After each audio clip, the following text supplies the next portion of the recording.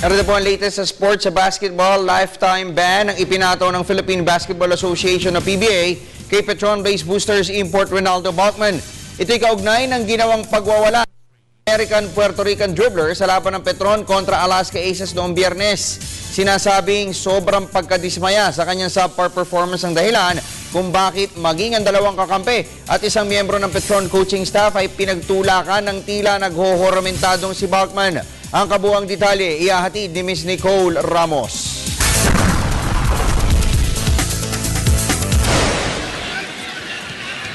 Hindi nabigyan ng second chance ni PBA Commissioner Chito Salud si embattled Petron Blaze Boosters import Ronaldo Bachman. Sa harap ng mga media men, isang seryoso at matigas na Salud ang nagbaba at bumasa ng hatol sa kaso ni Bachman.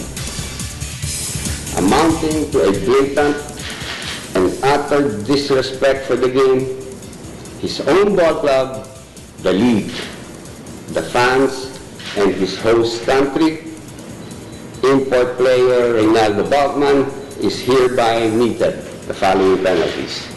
Number 1, from playing the Philippine Basketball Association. Number 2, a fine of 250,000 pesos.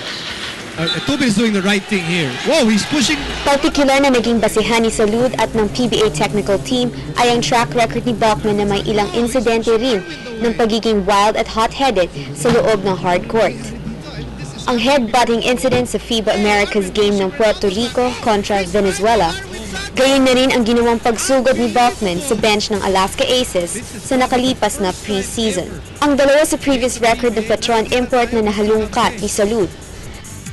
Stiff as it may be, this decision upholds the tenets of contextual accountability and the overall interest of the league and the fans.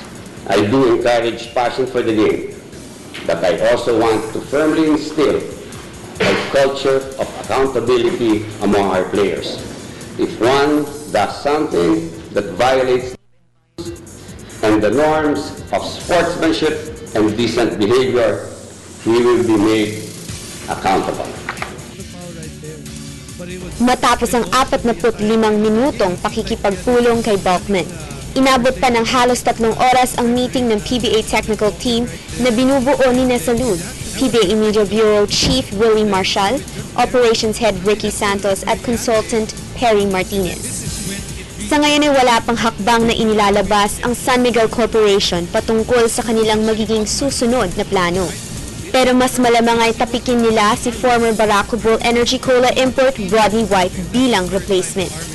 May 4 na araw pa ang Blaze Boosters para maghanap ng kapalit dahil sa Panabo City pa sa Sabado ang kanilang next assignment kontra Rain or Shine Elasta Painters.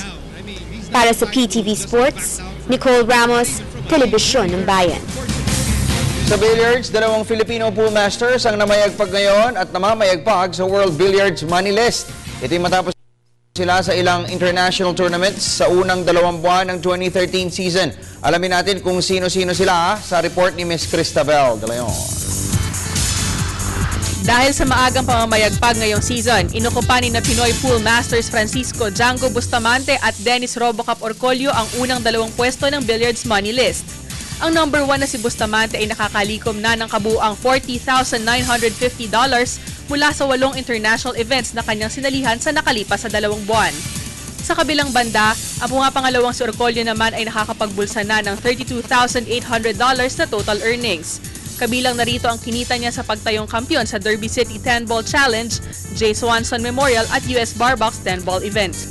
Pero para sa manager ni Orcolio na si Perry Mariano, mahaba pa ang billiard season kaya't marami pang pwedeng mangyari. Bago po, inimitay ni Django yung money game. Hindi siguro kaya ni Django. Kasi yung mga world, ang lalaki ng premium nun eh. Kasama, pati yung mga Taiwanese, baka mahirapan sila Django. Dito kasi sa Amerika, wala kasing Taiwanese dyan. Walang Asian dyan eh, Pilipino lang naglalaro dyan. Pagdating sa mga world tournament, nandiyan ang Hapon, nandiyan ang Taiwanese, nandiyan ang Thailand, nandiyan ang Indonesia, nandiyan ang Malaysia, nag-iiba complexion. Iginiit rin ni Mariano na hindi pa nilalaro ang mga malalaking torneo na nag-o-offer ng mas malalaking premyo, kaya't dapat na mag-focus sa ensayo at aktwal na laro ang dalawang Pinoy Pool Wizards. Pag naglaro niya sa World Tournament, burado lahat yan. Ang lilitang dyan, yung sino yung nakikita mo sa World Rankings. Kasi yun talaga lang. Bukod kina Bustamante at Orcolio, ang iba pang mga Pinoy Q artists na pumasok sa top 20 ng Billiards Money List ay sina Alex Pagulayan, Ronnie Alcano at Warren Quiamco. Para sa PTV Sports, Cristabel De Leon, Telebisyon ng Bayan. At ito na po, para sa mga mahihilig sa kotse, dinumog po ng mga car enthusiasts ang 2013 show na idinaho sa University of the Philippines, Diliman noong isang araw. 40 kotse na may mga kakaibang forma ang pinagkaguluhan ng mga fans sa one-day event. Para sa karagdagang detalye, narito po muli si Miss Cristabel De Leon. Naging matagumpay ang pagdaraos ng 18th Rev Up Diliman Motor Show na inorganisa ng University of the Philippines Gears and Pinions noong Sabado. Nilahukan ng 40 kotse, ang bawat entry ay nagpakita ng kakaibang gilas at forma. Mula estudyante hanggang professionals, hindi na itago ang pagkamangha at pagkaaliw sa mga entries. Sponsors at editors sa mga car magazines ang tumayong judges sa motor show. Last year parang mas konti, tapos this year daw mas madami. So I guess it's growing, it's getting good, I guess. Well, now pala, ang dami, I haven't finished it. I have still a long way to go. So I guess it's good. Lamborghini, Ferrari at Porsche na sinamahan pa ni Mr. Bean na nakasakay sa isang pink Mini Cooper ang ilan lamang sa mga bumandera motor show. Hindi mo maipagpapalit talaga doon sa mga millennium car eh. Yung millennium kasi yung mga matatanda lang halos nakakakilala eh. Pero ito bata, matanda. Talagang kilalang-kilala nila eh. Makakita lang yung sasakyan, sasabihin, Mr. Bean. Yun lang. Nag-iisang dilag naman na lumahok sa event si Christine Ricafort na baguhan lamang sa mundo ng motor show. Masayang ibinahagi ni Ricafort sa PTV Sports ang kanyang modified Honda City 99. Samantala, ikinatuwa naman ng mga organizers ang pagdalo sa kanilang event ng mga kilalang car enthusiasts sa bansa. Ito po yung culminating activity ng ME Days, ng Department Days. Kasi yung ME Days po, it's the celebration of the department, na Mechanical Engineering Department. As an organization from the department, ito po yung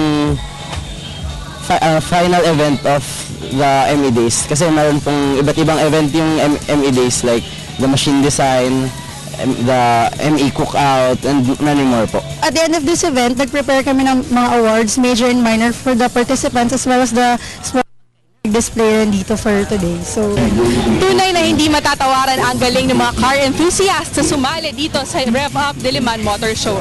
Kung kaya sa susunod na taon, asahan natin na mula sa UPGP ay makakasaksi tayo ulit na isang pambihirang motor show. Mula dito sa UP Diliman, Cristabel De Leon, Telebisyon ng Bayan. At yan po muna mga latest sa daigdig ng palakasan. Tumutok po mamayang alas 5 ng hapon sa PTV Sports. Mas marami po kaming inihanda sa inyo. Ako po ang inyong lingkod, Snowbado, para sa Telebisyon ng Bayan.